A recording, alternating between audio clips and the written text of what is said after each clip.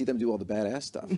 And now that you're the captain, you should be doing the badass stuff. And so we wanted these moments, you know, to you to feel like you are that prized character. You are the one making the decisions, going through and engaging the next room and making the decision tactically how you'd want to do that.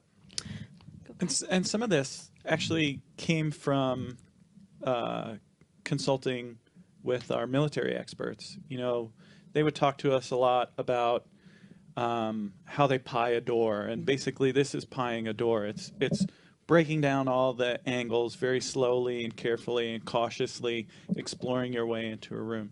So it's kind of neat that, like, you know, in talking to these military experts, we were then able to, you know, take what they told us and put it into a game mechanic. Yeah. And it's actually really, I think it's one of my favorite things in the game. Yeah, they really provided a lot of inspiration for us. They told us about how they'd stack up on a door, and they would choose someone to be the one to go through, and they literally called them, I think, the door bitch, you know, and we used that line in the game. And Salter calls one of the characters door bitch. So anyway, they provide a lot of inspiration. So we just don't open every door with C4 anymore? No, exactly. Oh, all right. Breach 2.0. Yeah, right. Yeah. So you had mentioned something about the left-handed throwing system. Yeah. Tell me more about that. Yeah, so, you know, again, early on in development, we're now having some success with the door, starting with door, but with the gesture system. And the MP designer saw what we were doing. And they asked, hey, can you do gestures while, you know, while having the weapon up on screen, fire the weapon? And of course, through door peek, yes, we can do that. And so they asked, well, can we redo how we cook and throw equipment, which has been pretty much the exact same mechanic since COD 1.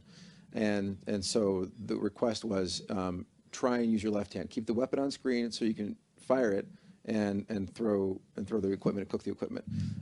Like I said, up until this point, you know, in Call of Duty, you would drop your weapon, you pull the pin on the grenade, and you cook it off screen. You get like this floating head, which never feels good from an animation standpoint. And then you throw with your right hand. But you're left vulnerable. And in our multiplayer, particularly this multiplayer, it's very fast. And we wanted the players to have some defenses when deploying equipment. And so we gave it a shot, and as you saw, it turned out pretty well. So you can see he's cooking it, and the nice thing is you can actually look at the equipment that you have in your hand while you're cooking it too, and fire while you're throwing it. And I think it feels more fluid too. Pretty happy with how it turned out. That's awesome. So speaking of multiplayer taunts, so something we're seeing a lot being used in multiplayer matches. How does the system tie into taunts? So at the end of the production cycle, we're having all this fun with gestures, and we thought, gosh, you know, what can we do? Can we use gestures to bring personality and creativity into multiplayer? Let the players kind of have fun. And so we created up to 50 or so gestures that using the gesture system, and we had a blast. As animators, this is just so much fun for us. We did everything from thumbs up to more fun ones like you're seeing here. And the real joy for us is to see the video watching. These are clips I found online of people using the gesture system in a very creative way. These clips here in particular, I should give a shout out to a YouTuber named DL5 or DL55. I'm not sure how to pronounce it, but he had this hilarious video, all at the office laughing our butts off. Yeah, that's awesome. So this is what we want to see. You see most of people, they do that in the countdown, or they'll do it for a kill cam, or the badge of honor is the final kill cam, and to leave a little mark on that. But here he is trolling campers, and it's hilarious. Yeah, it's so awesome because this is a way that you as a player can finally like express yourself, you know, beyond the traditional teabagging or whatever. Like, this is a cooler way of doing it, and it's more entertaining in my opinion. So I'm really happy with this. I can't wait to see some of the new gestures that we're gonna get out to the community. My favorite is Prosper. Prosper? I'm a Star Trek fan, so that's my favorite one to use all the time. So, and there's also kind of a little Easter egg kind of thing that happens in the pre-match countdown if you're using a particular gesture. Which one is it? Yeah, we just came out recently. If you happen to have gotten the rock paper scissors gesture, it's a fun gesture because when you deploy that gesture, it's random whether you throw rock, paper, or scissors. And I think what people don't know is if you're in the countdown and you face a teammate who has it, you can play rock, paper, scissors together. But what's even cuter than that is that if you win, I think you get like a message saying you won or you lost. I don't know if it's an achievement, but literally it's keeping track, I think, or something. Maybe it's not keeping track, but it tells you, the system tells you won or lost. Yeah, I mean, I messed around with it the other day, and I never knew that even text would pop up and tell me, like, it was like 3, 2, 1, shoot, and I was like, oh man, that's awesome. So, and I don't think we've had anybody in the community point this out yet. There might be, I apologize if there was, but I haven't seen anybody, specifically call that out. So I don't think so either. Yeah. It's got to That's- happen across someone who actually has it as well as you. And, right, yeah. But now, be looking out for that. Now we have a little mini game in the countdown. Yeah. It's kind of fun. So I guess for you, do you have any advice for any upcoming animators or anything like that? Sure. A lot of getting a job in a game studio or any animation studio, a big part of it is not just what you know, but who you know. And for me, as an animator in Detroit, it was very hard for me to make the jump from automotive advertising, which I was doing, to getting into entertainment. So what helped me out, was I went back to school. I did an online animation training called animationmentor.com. There's also ianimate.com.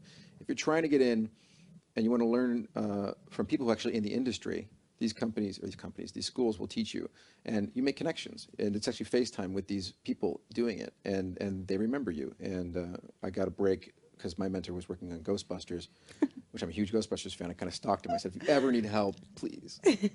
And I had to finish the game, and they were working their butts off, and he gave me a chance, and I got to remotely work from Michigan on that game. And having that on my reel, I think, was what the key was to getting out here to LA. Very So that's cool. my advice. Very, very cool. Well, thank you so much, Mark, for joining us. Thank you. And we are going to transition over and bring in another guest we have, Christina. She is going to be talking to us about motion capture, PCAP, and how that ties into to animation. Something that I think is just extremely fascinating. And we also have some other really cool videos to share with you. So 6-on-6, rock, paper, scissors. Six on- Sounds amazing. So welcome, Christina. Thank you for joining us. Hi, thank you. So what is your title and what do you do at Infinity Ward? So I am the motion capture lead, and me and my team, we work together to both do all the capturing and post-processing of the motion capture in our game. So what is motion capture? So motion capture, and we also call it mocap a lot. So if you see that, that's kind of what we're talking about. So basically, mocap is the beginning of most of the animation processes here. We bring an actor to our stage, we mark them up with a bunch of markers, and then we have them do different motions, and then those motions end up in the game. Very cool. So, so this is a good example. This is just what our stage looks like, and this is us setting up an actor to get started for the day. So we take him through a series of simple motions in order to make sure that when we retarget all the data to a character, it looks pretty much like what the person was doing in real life. Right. And then when we're finished with the data on our end, we hand it off to animators, and then they take it and implement it to do whatever they need to do with it. So you showed this. We just saw the stage, and you guys are seeing it here. What is special about the stage in particular? So this stage we actually had custom built for our project.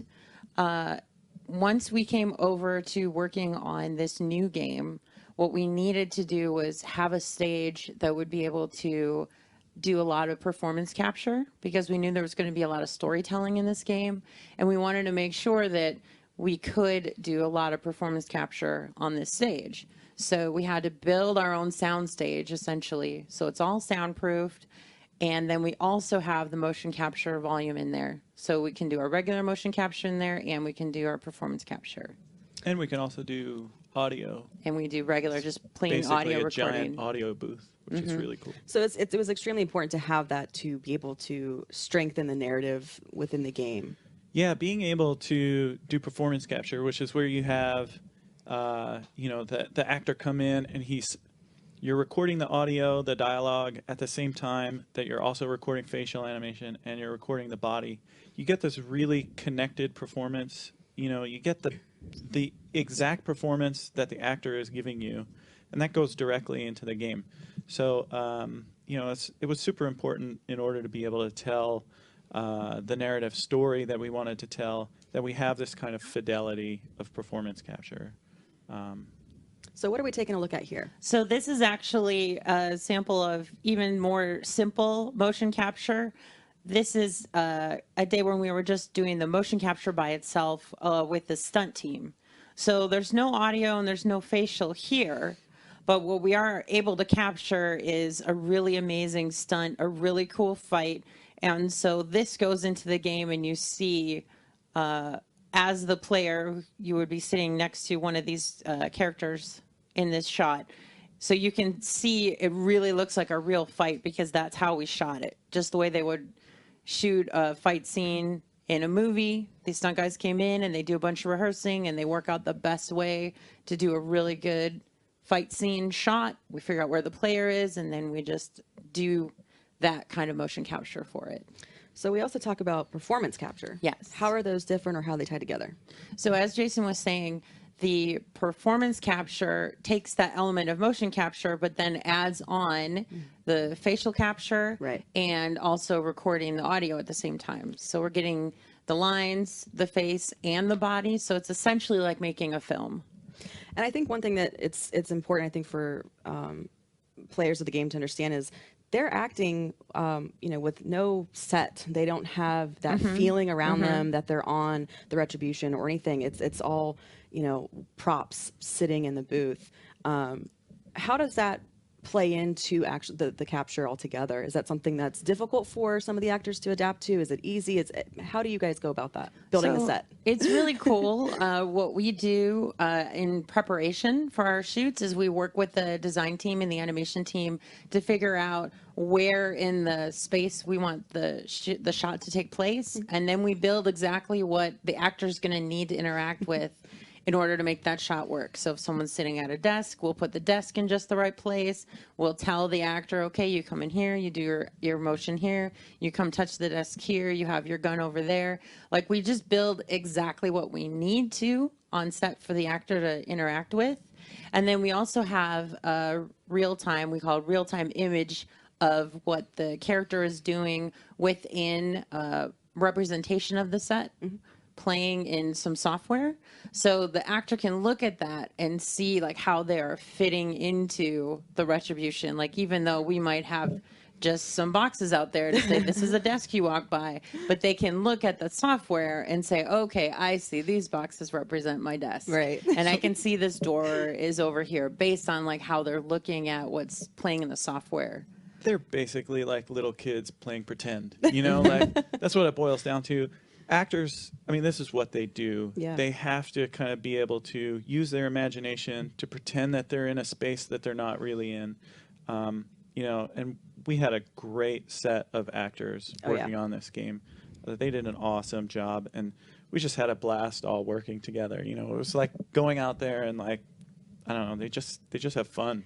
Yeah, I mean, I was able to go over to the studio a couple times when Jamie and Brian were there, and just seeing the camaraderie between those two was amazing. And then even some of the little factoids of Jamie always having snacks, and so that was always there even on the set. Things like that. It was really, really cool. And so when we talk about the various elements that go in for the actor in terms of the facial, the suit itself. How long does this process actually take for some of the scenes, or an average day, and how much preparation goes into getting the actors ready for what they need to be doing? So generally at the top of the day, depending on how many actors we have, it usually takes about an hour to get everybody into their cool little mocap suit. And then we put them into the facial helmet rig, which has just like one little camera out here. And then our facial team will adjust the camera until that looks right. And then the audio team will make sure that they have all the sound dialed in that they need. So that all that takes about an hour at the beginning of the day to get ready. And then usually, like, we do really look at it like making a film or a TV show. So we have our script and we have our like number of scenes. It's our goal for the day. And we usually would shoot between 6 or 7 scenes in a day, which is pretty fast for a film set. But we have the luxury of not having a lot of setups. Like, we don't have to do camera setup and lighting setup and all that. Like, we just basically need the physical set there, show the actors what what they need to do at their physical set, and then it's just playtime, and then they're just ready to go. So you mentioned, how this is somewhat comparable or different to television. Speaking of Harewood, I believe there's an award. Yeah, the Visual Effects Society has nominated us for an award for, I believe it's Best Performance in a Real-Time Game or Series. So it's cool because we're up against things like the dragons in Game of Thrones, Right. these really serious things from film and television. And it's cool that David Harewood's performance and the character that was made by our character team is able to have enough fidelity that we can compete with film and television for things like that kind of award. That's pretty cool because for me playing through the campaign and the fans, you're pulled into it. You have feelings towards it. So to see it be compared to things in television, it's phenomenal. Yeah, I mean, like I was saying before, this connection with the Yeah. characters was really important to us. So the process of creating these character models, we spent a ton of time on this. We took our actors to the light stage and we scanned them. We scanned them doing all kinds of different facial expressions, and we used that to create a really complex facial animation rig. And then we spend a lot of time with the performance capture, and then it takes a ton of time to process all that data and put it all together. I mean, that amount of effort that we put into making the characters look real it's incredible. But to see it all come together and actually work, Yeah. it's great. Like, it's such a cool feeling. It's really cool. So here, obviously we can see the facial capture. So this is the facial capture element. So this is basically whenever we're doing performance capture, this is what we're getting on all the actors. Each actor has their own camera, and they have this facial data being recorded.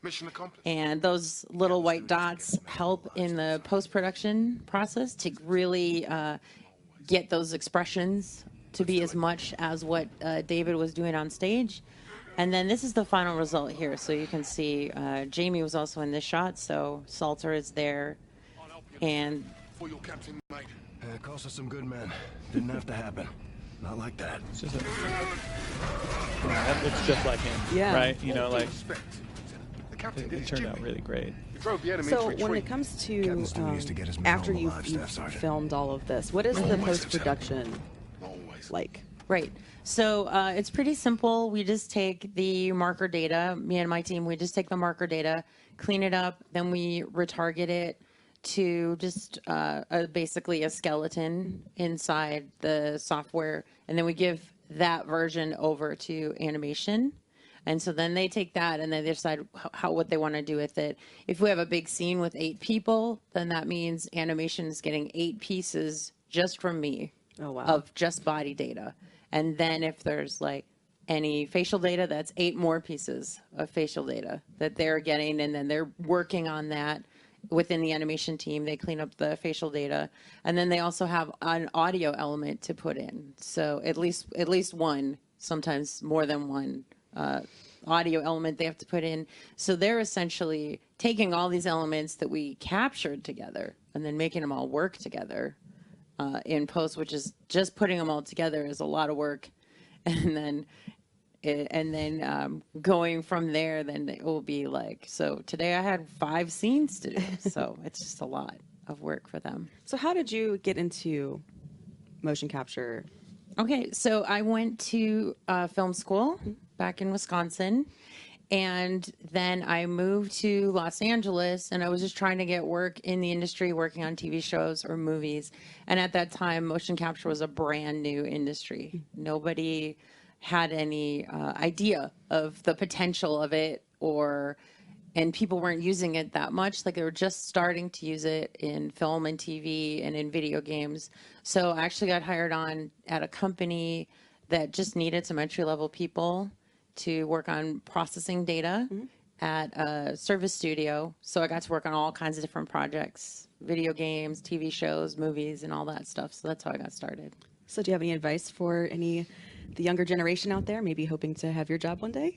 Yeah, absolutely. I think, the coolest thing about go to school for what you want to do, and then don't be afraid to try something new. Because one of the things about our generation and all the generations after us is that technology is constantly changing, and what you want to do now might not be the thing you end up doing in 4 years. And that's not necessarily a bad thing, because you might find something that didn't exist when you started college that turns out to be your favorite thing ever.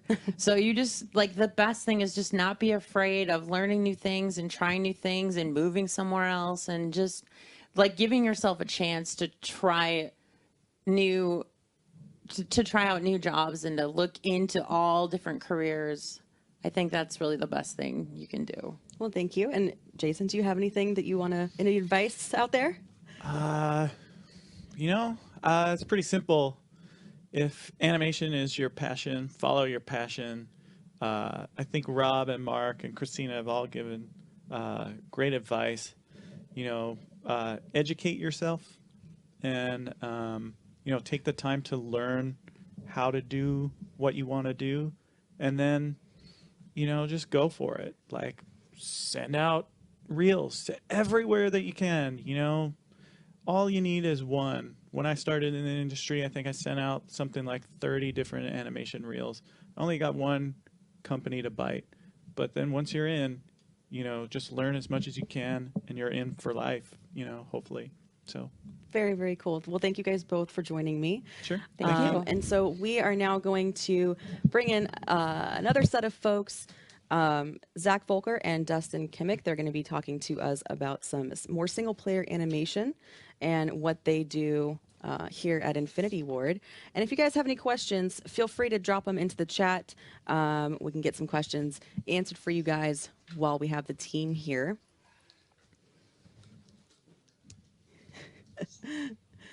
Welcome, guys. Hello. So go ahead and introduce yourselves and tell us what you do here. My name is Dustin Kimmick. I'm a senior animator at, obviously, Infinity Ward. Yeah, I'm Zach Volker. I am the single-player animation lead.